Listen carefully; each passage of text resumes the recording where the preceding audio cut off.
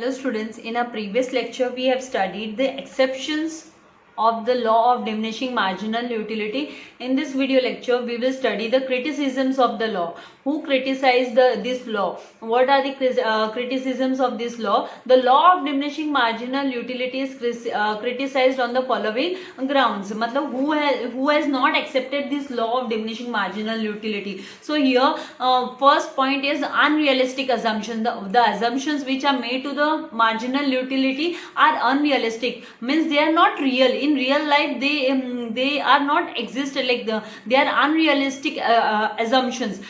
The law of diminishing marginal utility is based upon various assumptions, like what all assumptions? Homogeneity should be there. One product continuously a person should have it. There should be continuity. There should not be any lapse of time. Then constancy should be there, right? Then rationality, etc. But in reality it is difficult to fulfill all these conditions at a point of time. At a point of time, single time, it is very difficult that one person, are we mad? If I take the example that we will keep on consuming apples, or we will keep on consuming any food item which we like. No, there is a limit, right? So it remains unrealistic. The assumptions remain unrealistic that homogeneous product we will have and we will keep on having it without the lapse of time. Constancy will be there, right? Rationality, a normal person will keep on having it. So this is not possible. So this law is criticized by the people. Then the second one is what? Cardinal measurement. The cardinal means in number. The law assumes that the utility can be expressed. It can be expressed cardinally. That is in numbers. So it can be added. इसका मतलब it can be added. It can be compared. It can be presented through a schedule. With the schedule, you can compare this marginal utility. You can compare it. You can present through the schedule with the graph, right? But in reality, cardinal measurement of a utility is not possible. Why it is not possible? क्यों possible नहीं है ये measurement? क्योंकि ये psychological concept है. जो utility है वो क्या है? वो psychological concept है. ये इसको हम है ना ordinarily in the form of like इसको हम grading दे सकते हैं. We can give it grading, but हम उसको है ना numbers में हम उसको add, compare और present नहीं कर सकते हैं. Degree of comparison हो सकती है कि higher level, lower level, क्योंकि ये psychological concept है. इसके लिए ये cardinal measurement जो यहाँ पे assumption लिया है हमने, law को assume किया है, right? इसका marginal utility का, वो यहाँ पे सही नहीं ठहरता है. इसीलिए इसको इस law को criticize किया गया है, इसको accept नहीं किया गया है, right? इसके against बोला गया कि नहीं, this is not possible, right? Then the third one is what? Indivisible goods. Indivisible goods वो goods होते हैं जिनको आप है ना डिवाइड नहीं कर सकते उन प्रोडक्ट्स को. वो सिंगल प्रोडक्ट्स होते हैं. जैसे the law is not applicable to the indivisible, जिसको आप डिवाइड नहीं कर सकते हो, डिविजिबल नहीं कर सकते. एंड बल्कि गुड्स जो होते हैं, जो बहुत बिग गुड्स होते हैं, बल्कि होते हैं, जिनको आप पार्ट्स नहीं कर सकते हो, right?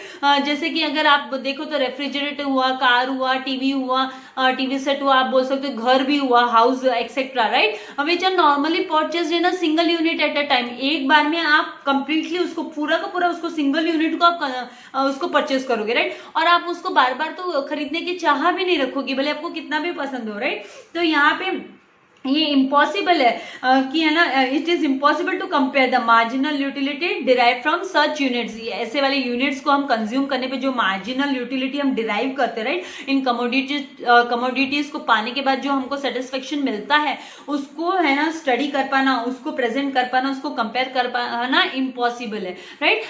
Then next one is what? Constant marginal utility of a money.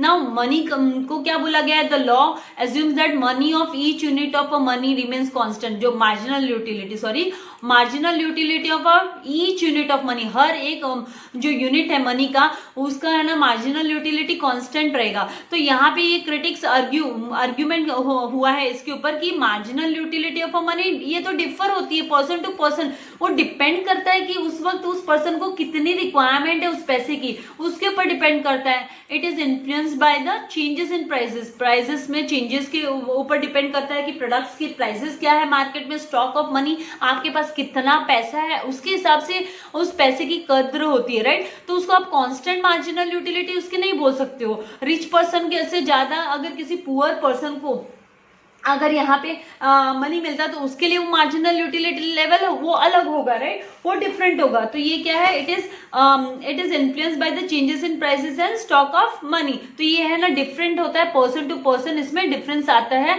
आप उसको एक जैसा कांस्टेंट नहीं रख सकते हैं हम। Then the fifth one is what, a single want, एक सिंगल वांट। अभी आप बोलिए the law is restricted to the satisfaction of single want. एक सिंगल वांट की बात करें कि आप एक सिंगल इच्छा की पूर्ति करो एट अ टाइम, एक पॉइंट ऑफ टाइम के उस पे आप एक समय में एक ही इच्छा को पूरा करो, तो this is not possible. We all know, हमारे रियल लाइफ में ये क्या पॉसिबल है क्या कि आप एक ही आपकी जो वांट है उसको सेटिस्फाई करने जाओगे? नहीं, there are so many wants, right, which we have to satisfy, and वो सारे वांट्स, हम many wants at a time हमें ना उसको फुलफिल करने देखते हैं। तो हम सिंगल वांट के तो रख ही नहीं सकते कि एक ही सिंगल वांट हमारे पास है। In reality we human being have lots of desires, other wants also we have to fulfil, और वो भी एक ही समय पे सारे वांट्स हम कवर अप करने की भी कोशिश करते हैं, सेटिस्फाई करने की। तो यहाँ पे सिंगल वांट है ना, ये है ना यहाँ पे सूट नहीं होता है, ये जो अजम्पशन है सिंगल वांट का, दैट इज नॉट पॉसिबल। एक सिंगल वांट यहाँ पे ये सही नहीं ठहरता है, सिंगल यूज सिंगल वांट। हम ये तो इस तरीके से ये जो 5 पॉइंट्स है उसके बेसिस पे क्रिटिसाइज किया गया है law of diminishing marginal utility को, उसको एक्सेप्ट नहीं किया गया है। So the unrealistic assumptions, first point है। Second is cardinal measurement is not possible. Ordinary हम कर सकते हैं उसको, ऑर्डिनली मतलब हम उसको है ना हायर एंड लोअर उस तरीके से ऑर्डर दे सकते हैं, लेकिन हम उसको कार्डिनली हम नहीं कर सकते इसका मेजरमेंट, उसको नंबरिंग नहीं दे सकते हम।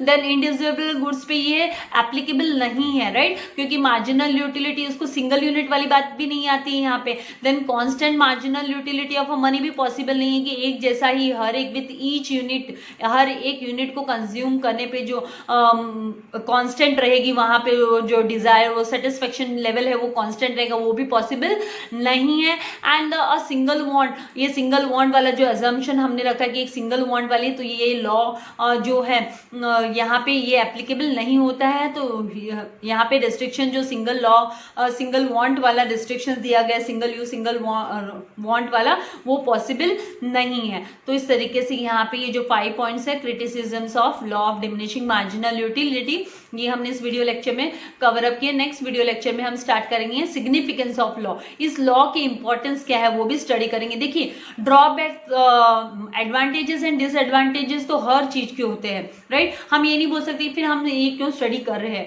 इसके एडवांटेजेस भी है तो इसके डिसएडवांटेजेस भी है। तो यहाँ पे क्रिटिसिज्म भी हो रहा है तो प्रेजिंग भी हो रही है, अप्रिसिएशन भी हो रहा है, तो वी कैन नॉट जज, राइट।